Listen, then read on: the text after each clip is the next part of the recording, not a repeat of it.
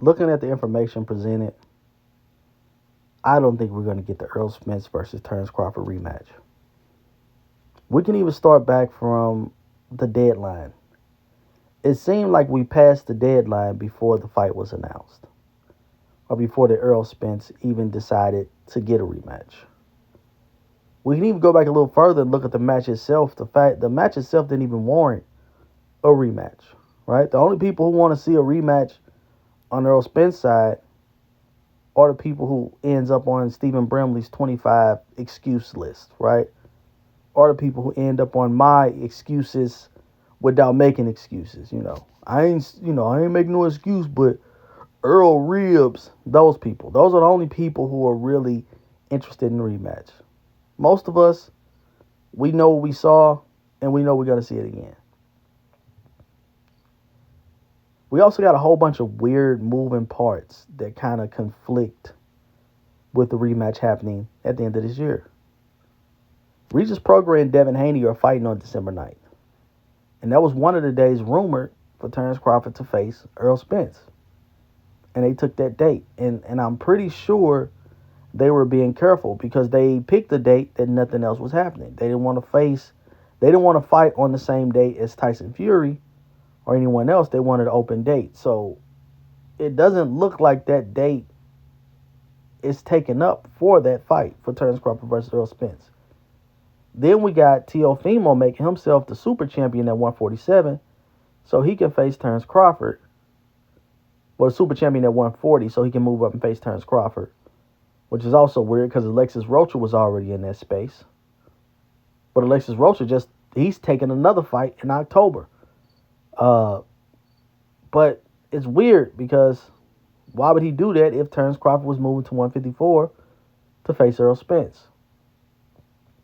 So it looked like there's something going on behind the scenes. And maybe we're not privy to all the information. We also have Bernie the Boxer come out that says Terence Crawford is not vacating his belts at 147. Well, if he's not vacating his belts at 147,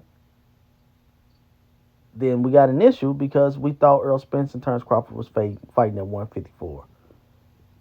And then lastly, we have Steven Stokehold Nelson, one of Terence Crawford's other good friends who's in the camp, fights at 168. He said Terence Crawford offered him the fight at 147 and it's up for him to take it or leave it. This is also rumored with other, Terence Crawford maybe want more money if he has to go to 154 and drop all the belts or whatever. If he had to make any concessions, he want to be paid for it. So when we look at it, it doesn't look like we're going to get this rematch. And I'm fine with it. Don't get me wrong. I'm fine with it because I saw the first fight. And unless I want to see, quote unquote, another dead body, I'm fine with it. We got the conclusion we were looking for. The only people who want revenge is the people who were on the other side who seen their fighter get thoroughly outclassed. And the same thing would happen at 154. And I just don't think it's going to happen in December. Now, I made another video about Terence Crawford being 3 times undisputed and his path to that. And I said a good path would be if Errol Spence was to move up and actually get a belt from like Tim Tszyu or something like that. And then Terence Crawford could face Charlo, get the other 3 belts, and then they can have a rematch down the line for undisputed at 154. To me, that makes more sense than to dive right back into another undisputed match.